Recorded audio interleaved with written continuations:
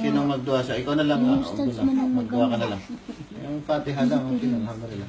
Si Brad Abdullah Nasir. Basahin mo ng Fatiha.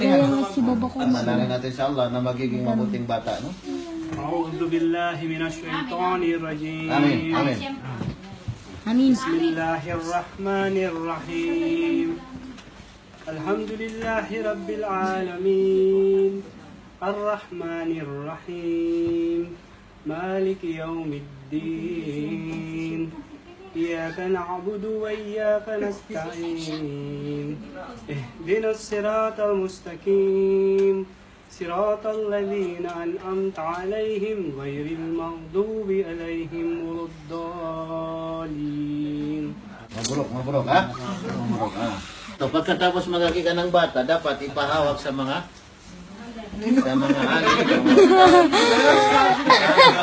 Kung bakit? Ang hinahabol doon yung kalaman. Bilang dua sa Allah, pag inakika niyo yung anak niyo, ipahawak niyo na talaga sa mga ustad, mga ulama na naroroon.